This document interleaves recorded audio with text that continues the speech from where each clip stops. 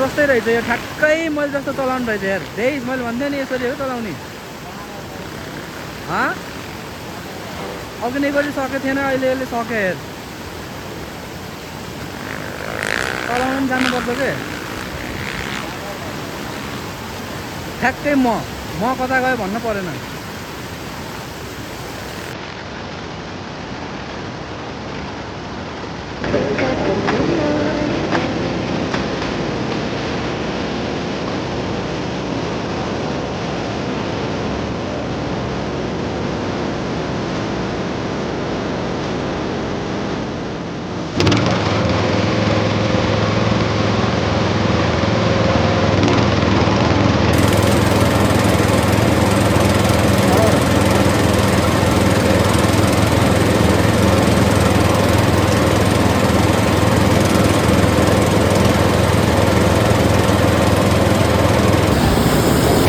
अब यहाँ एकछिन चिल हान्न आएको अब हामी चिल हानेर अब हामी घरतर्फ लाग्छौँ एकछिनपछि त्यही हो गाइज अब म हजुरहरूलाई अलि अगाडि गएर देखाउँछु अब हामी बाइकमा चढिसकेपछि हल्का हल्का भ्यू देखाउँछु हेर्नु होला त्यही हो गाइज अब हामी फेरि घरतिर लागिरहेको छौँ घर जान लाग्यो घरमा नि हल्का काम छ अनि राइडर चाहिँ मेरो यहाँ आफ्नै भाइ भयो मम्मीको छोरा दिलीप यहाँ त एकदम घुमारो छ रमाइलो छ ठाउँ त्यो मजा हेरेर आउन सक्नुहुन्छ ठाउँको नाम रहेको छ कान्छी के अरे ठाउँको नाम किर्तिपुर हो ठाउँको नाम चाहिँ ओरिजिनल खालको होइन यो मतलब डुप्लिकेट पनि होइन हुन त तर यो सानो खालको अर्कै हाम्रै टोलतिरको किर्तिपुर हो अर्को ठुलो किर्तिपुर पनि छैन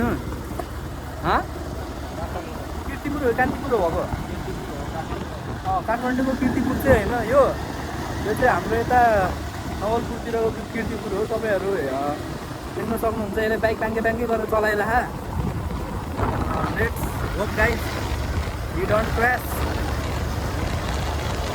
त्यही हो गाइज ल हो हुर्र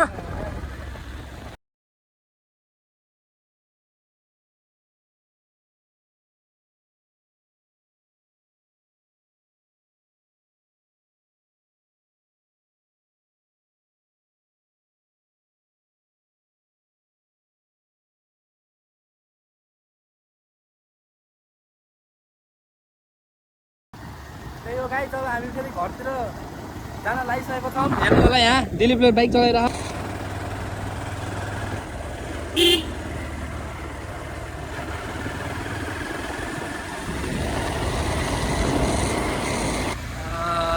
ठ्याक्क गेयर हल्का डाउन गरेर मैले चाहिँ प्रायः जस्तो ओह्रालोहरूमा चाहिँ मैले क्लच चाहिँ दबाएरै चलाउँछु है प्रायःले चाहिँ चलाउँदैन होला तर म चाहिँ अलिकति स्किल्ड भइसकेको छु त्यही भएर चाहिँ म चाहिँ त्यसो हुन त बाटो हेरेर पनि हुन्छ त्यही हो गाइज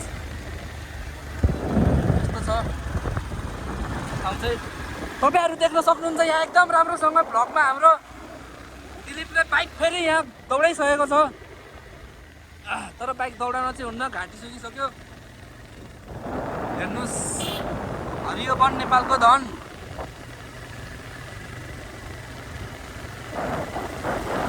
हेर्नुहोस् यस्तो चिप्लो हो ओहो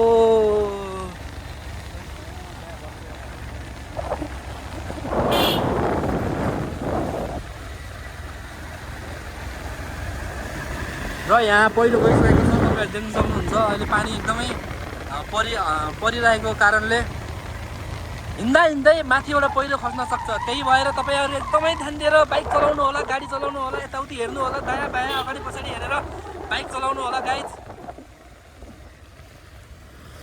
ल यहाँ हेर्न सक्नुहुन्छ फेरि हामी यहाँ माझ प्रस्तुत गर्दैछौँ नयाँ ठाउँ र कहिले पनि बाइक चलाउँदाखेरि चाहिँ यसरी दिउँसै चाहिँ लाइट नबाल्नु होला किनकि अलिकति गाह्रो हुन्छ तपाईँको ब्याट्री डाउन हुन सक्छ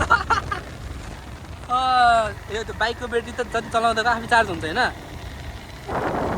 त्यही हो गाइस अब अलि अगाडि गएर भेटौँ फेरि हो बाटो ओए यता यसले धन्दै लडाएन है गाइज। यसलाई चाहिँ मैले बाइक चलाउनु सिकाएको, त्यही भएर एकदम ट्रस्टेड छ यो चाहिँ।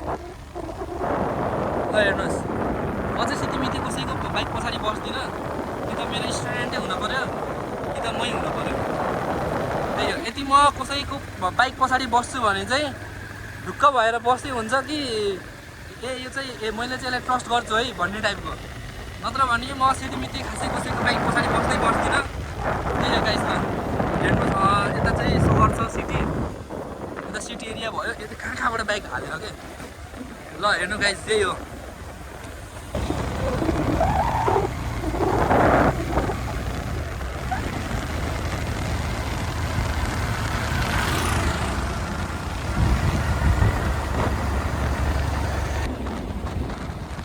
आइस्ते डगिज।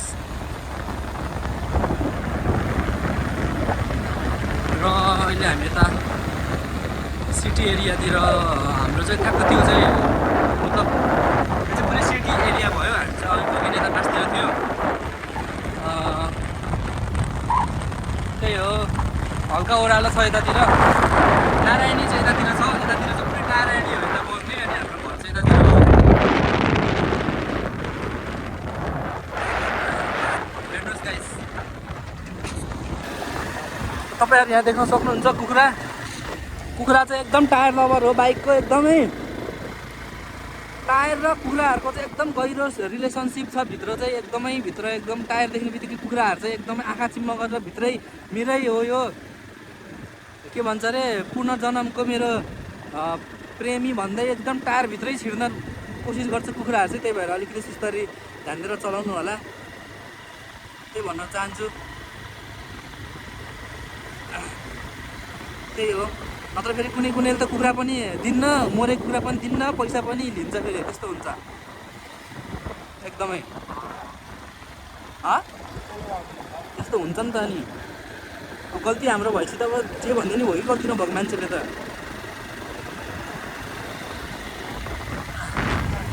त्यही हो। के अरे हो, कुखुरा त निस्किन्छ कि खै, किन यो टायर घुमेको देख्ने बित्तिकै के हुन्छ खै, हिप्नोटाइज हुन्छ र हुन्छ क्या। तिराउँछ के ए यस्तो भन्छ। मैले यहाँबाट लिएर आएको, मैले माइतबाट लिएर आएको, तिहार आउनु लाग्यो नि त। अब तपाईँ त्यहाँ माइतमा लिएर आएको, यहाँ हुँ भनेर तिराउँछ नि झ्याम्मै एक्स्ट्रा पैसा। यहाँ बाख्रा काटिरहेको रहेछ। यो चाहिँ हाम्रो यो मुस्लिम एरिया भयो। हेलो, यो चाहिँ हाम्रो मुस्लिम एरिया भयो गाइस।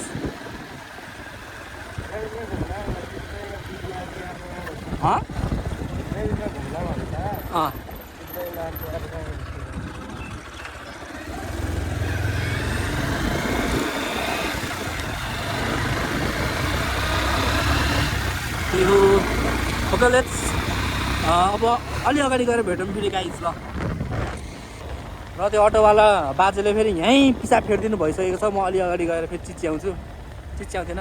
र हेर्नुहोस् गाइस, यहाँ अटोवाला दाइले यहीँ पिसाब फेर्नु भइसकेको छ। ल हेर्नु गाइस। तर म के भन्न चाहन्छु भन्दाखेरि यसरी बाटोमा चाहिँ पिसाब फेर्दै नहेर्नु है, बरु होटलतिर गएर रोक्नु। यतातिर हाम्रोतिर फेरि पिसाब फेरेको पैसा लिँदैन क्या। यतातिर फेरि यस्तो खुल्लामा चाहिँ पिसाबै फेरि नि अलिकति साइडमा गएर जङ्गलतिर यताउति गएर पिसाब फेर्नु होला। खुल्ला यता मान्छे हिँडिरह, अनि त्यसरी चाहिँ खुल्ला छाडा भएर चाहिँ पिसाब नफेरिदिनु। अब हुन त बुढो मान्छे हुनुहुन्थ्यो, त्यही पनि मैले एज अ रेस्पेक्ट भनेको। हेर्नुहोस्, त्यही हो